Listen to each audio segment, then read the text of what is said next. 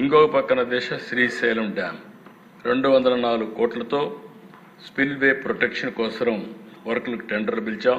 అవి కూడా తొందరలోనే కంప్లీట్ చేస్తాం. ఇంకొక పక్కన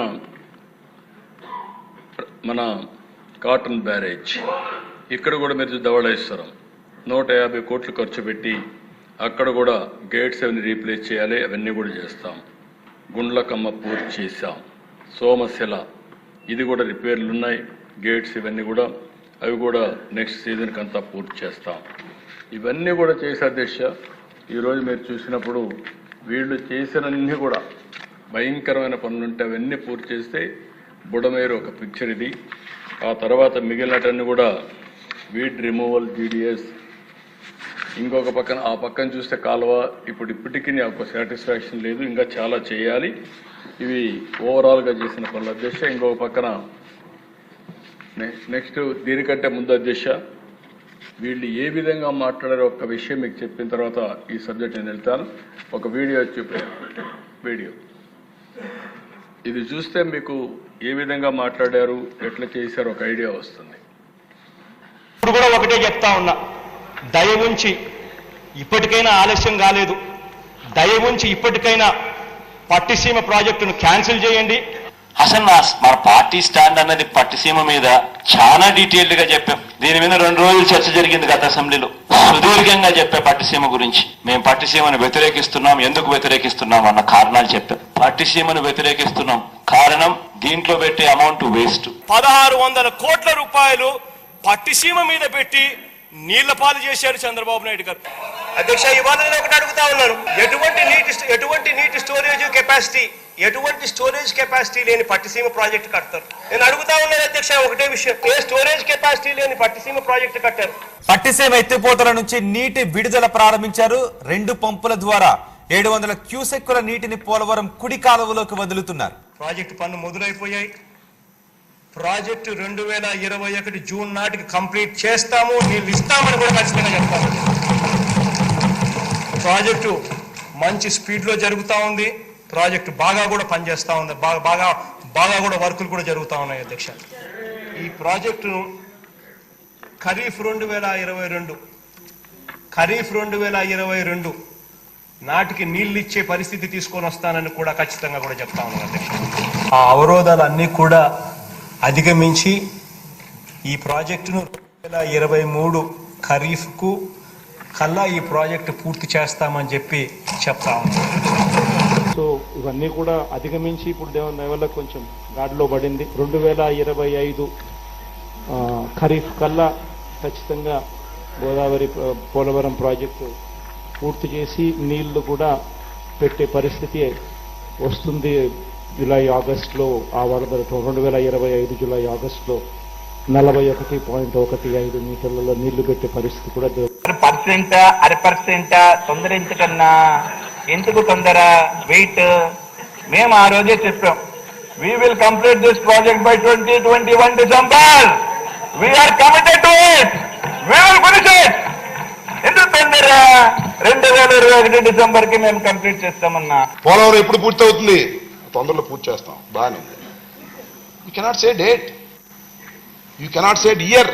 ఇవాళ కొద్ది రోజుల కిందటనే పూర్తి చేసి ఇవాళ జాతికి అంకితం చేసే కార్యక్రమం జరుగుతా ఉంది.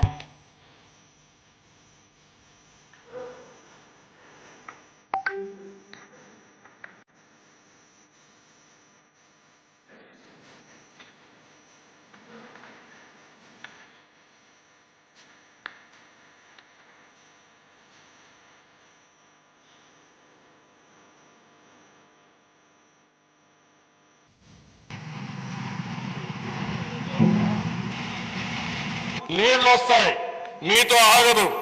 శ్రీశైలం నుంచి నీళ్లు పోతిరెడ్డిపాడు ద్వారా నీళ్లు పోతాయి. అంద్రేనివాకు నీళ్లు వస్తాయి, గాలేరు నగర్కి వస్తాయి. పలమనేరు ఎమ్మెల్యే ఉన్నాడు, పలమనేరుకు నీళ్లు వస్తాయి. పుంగునూరుకు వస్తాయి. మదనపల్లి ఎమ్మెల్యే ఉన్నాడు, మదనపల్లికి వస్తాయి. మీ లీడర్ అపోజ్ చేసినా మీకు నీళ్లు వచ్చి తీరుతాయి. అదే విషయం నేను అక్కడ చెప్తాను పబ్లిక్ కి. వీళ్ళ లీడర్ ఒప్పుకోలేదు, వీళ్ళ ఎమ్మెల్యేలు ఒప్పుకోలేదు. నీళ్లు మాత్రం తెచ్చాను, తెస్తానని చెప్పి మళ్ళా ఒకసారి చెప్తా, 100 సార్లు చెప్తా. అదే జరుగుతుంది రేపు. ఆగే పరిస్థితి లేదు. మీరు అడ్డం, మీ లీడర్ అడ్డం పడినా ఆగదు. మీ లీడర్ అడ్డం పడితే పులివెందల కూడా నేను తీసుకెళ్తా, అడ్డంగా పడుకున్న నీళ్ళు ఇస్తా.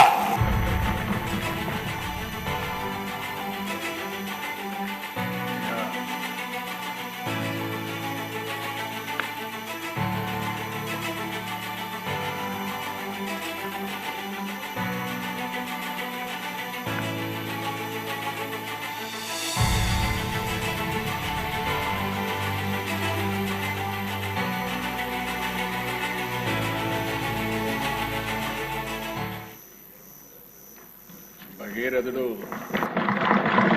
తీసుకున్నాం, మనం కష్టపడితే సాధ్యమని కడాన 8 సార్లు ఓట్లేసిన వాళ్ళకి ఆ నీళ్లు తీసుకున్నప్పుడు ఉండే తృప్తి ఏ పని చేసినా కూడా ఎక్కడ ఇది చేసినా కూడా రాదు, అలాంటి తృప్తి వచ్చింది.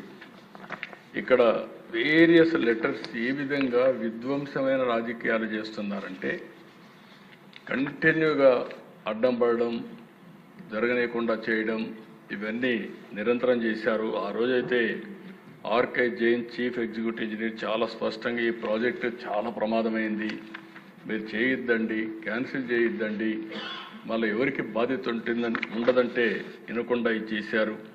ఇంకొక పక్కన Indian institute of technology Hyderabad చాలా స్పష్టంగా 2000 సంవత్సరంలో వచ్చిన వరదలో అది దెబ్బతింటే 2001, 2, 3 అదే మాట్లాడుతున్నా. అంటే ఏం జరిగింది ప్రాజెక్టులో కూడా తెలియకుండా ప్రజల్ని మభ్య పెట్టారంటే ఏ విధంగా చేశారు. ఇది ఒక ఉదాహరణ. కేంద్రం ఒక స్టేజ్లో రియలైజ్ అయ్యి అప్పుడు ఇంటర్నేషనల్ ఎక్స్పర్ట్స్ని పెట్టి మొత్తం స్టడీ చేపిస్తే అప్పుడు ఇదంతా కూడా మళ్ళీ డయాఫార్మల్ కట్టాలి అవన్నీ చెప్పే పరిస్థితికి వచ్చారు. అంటే ఓసారి కొన్ని బాధ్యతలు మనకు భగవంతుడు ఇస్తూ ఉంటాడు. ఆ బాధ్యతల్లో మనందరం గుర్తుపెట్టుకోవాల్సింది, మనం అధికారంలో ఉన్నప్పుడు బాధ్యతగా ప్రవర్తించడం మనందరి సమిష్ట బాధ్యత అని మరొక్కసారి మీకు తెలియజేస్తున్నా. వీళ్ళు చేసిన పనులు ఇవే కాదు, అన్ని విధ్వంసం చేశారని నేను చెప్పాను. ఇంకొక ఎగ్జాంపుల్ మీరు చూస్తే 3 balancing reservoirs in Chittoor district తీసుకొచ్చారు. కరూరు ప్రాంతం, ప్రకాశం పశ్చిమ ప్రాంతం, గిద్దలూరు, మార్కాపూర్, కనిగిరి, ఈ ప్రాంతంలో ఎర్రగొండపాళెం, వీటికి నీళ్లు ఇవ్వాల్సిన అవసరం ఉంది. ఇది పూర్తి చేస్తామని చెప్పి కూడా నేను మీకు తెలియజేస్తున్నా. రెండోది ఉత్తరాంధ్ర. ఉత్తరాంధ్రలో మీరు ఒకసారి చూస్తే దగ్గర ఒక 185 కోట్ల రూపాయలు ఖర్చు పెడితే బ్యాలెన్స్ వరకు వంశధార ఫేజ్ 2 స్టేజ్ 2 పూర్తి అవుతాయి. అది కూడా పూర్తి చేయకుండా 5 ఏళ్లలో వీళ్ళు ఖర్చు పెట్టింది ఒక 300-400 కోట్లు కూడా ఖర్చు పెట్టలేదు.